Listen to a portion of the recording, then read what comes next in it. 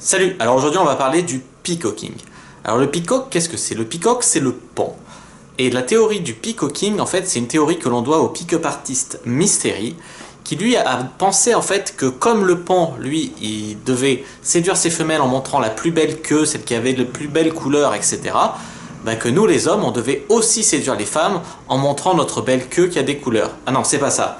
En nous mettant plein d'accessoires, des tenues ou des accessoires vraiment très remarquables. C'est ainsi qu'on peut voir Mystery dans des tenues qui nous paraîtraient un petit peu peut-être farfelues. Sous prétexte d'être remarquables, des vestes qui brillent, des talons de 20 cm, des gros chapeaux de forme, des lunettes d'aviateur, etc. Alors ce qui se passe en fait, c'est que le peacocking en France, c'est quelque chose qui n'est pas du tout populaire. En France, on n'aime pas se faire remarquer, on n'aime pas trop les gens extravagants, etc. Et encore moins pour séduire. Donc en fait, c'est une théorie qui a fonctionné à une époque aux États-Unis. Cependant, moi, je ne vous conseille pas de draguer avec le peacocking en France. Comme je vous ai dit, ça ne correspond pas trop à nos mentalités. Et puis peut-être que c'est un petit peu daté aussi. Enfin, il y a quand même pas tout à jeter dans le peacocking. En fait, le peacocking, ça a été vraiment moqué parce qu'il y a beaucoup de mecs qui ont dit Mystery, en fait, c'est un pick-up artiste qui se prenait pour un magicien. Et en fait, les gens se sont dit, ouais, Mystery, il séduit en s'habillant comme ça, de manière extravagante, en se peignant les ongles, etc. Donc je vais faire pareil. Sauf que eux, ça ne collait pas du tout à leur personnalité. Ils n'étaient pas magiciens, mais ils s'habillaient comme Mystery qui était magicien. En fait, chacun devrait trouver des accessoires et les tenues qui correspondent vraiment à sa personnalité. Et c'est l'erreur de vouloir copier Mystery qui a flingué toute la théorie du peacocking. Comme je vous ai dit, il n'y a pas tout à jeter dans le peacocking. Mais ne vous habillez pas comme Mystery le magicien si vous n'êtes pas magicien. Vous pouvez tout à fait trouver des détails, par exemple un collier, un bracelet ou un chapeau par exemple pour vous différencier du reste. Je veux dire, il y a des détails plus ou moins subtils. Mettons par exemple, moi je me rappelle vraiment, ça m'a marqué, la vraie fausse dent de requin blanc faite en résine de Bryce the Nice. C'est une forme de peacocking. Il y a aussi Julien Doré qui a gagné la Nouvelle Star et il s'est fait vraiment remarquer à cette époque-là en portant une barrette. Bon, je vous accorde, c'est pas très viril, mais bon, même si lui il l'a porté de manière plutôt virile, disons que c'est un accessoire qui a vraiment intrigué, qui l'a sorti du lot et qui l'a fait remarquer. Et c'est bien là tout le but du peacocking. Moi, comme je vous ai dit, ça va pas être la peine ni de faire le magicien, ni de vous efféminer. Juste de trouver des accessoires qui vont vous permettre soit d'établir des conversations, des femmes qui vont venir vous parler de votre bracelet, toucher votre collier. Rigolez pas, hein, rien qu'un collier comme ça, il y a plein de filles qui, des fois, elles parlent, ah, t'es croyant, ah, elles viennent le toucher, etc. Et ça fait un sujet de conversation et ça les rend tactiles aussi.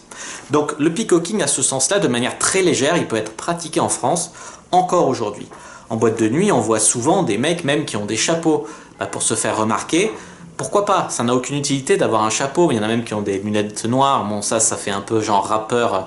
Mais les rappeurs, ils pratiquent énormément le bling bling, le peacocking, etc. C'est bien que ça marche encore, ça communique encore, même inconsciemment, quelque chose aux femmes. Ça nous sort du lot et ça leur dit « je suis un mâle dominant ». Moi, je pense que ça révèle quelque chose, le fait d'assumer, par exemple, de porter un chapeau en boîte de nuit, ça révèle que le mec a confiance en lui. Il assume d'être remarqué. Il y a beaucoup de mecs qui n'assumeront jamais de porter un accessoire qui les sort du lot, qui les rend remarquables, tout simplement parce qu'ils n'assumeront pas le regard des gens. Ils vont tout de suite avoir peur d'être jugés. Quand on va les regarder, ils vont tout de suite penser que c'est parce qu'ils ont fait quelque chose de travers, parce que les gens n'aiment pas. C'est une communication très très négative que beaucoup de gens ont et ça révèle cette attitude d'un total manque d'assurance.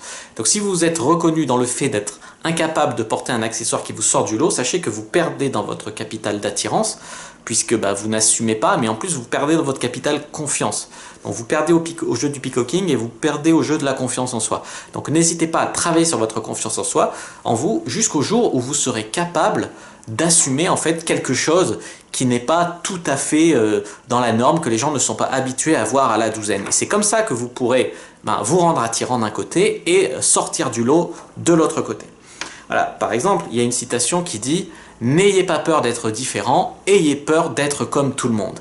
Eh bien, je vous laisse méditer là-dessus et je vous invite à réfléchir peut-être à un accessoire de peacocking qui ne soit pas ridicule, qui ne soit pas disproportionné, même que vous pourriez mettre tous les jours, que ce soit en soirée ou en journée. N'hésitez pas à réfléchir à un accessoire pour sortir du lot et surtout pour assumer de le porter, pour travailler votre confiance en vous et vous détacher de la peur du jugement des autres. Voilà, c'était Fabrice Julien. N'hésitez pas à mettre un pouce bleu sous cette vidéo si vous avez bien aimé. N'hésitez pas à la commenter. N'hésitez pas à vous abonner à la chaîne pour des conseils de drague, de séduction, de développement personnel, de relations hommes-femmes et même de sexualité.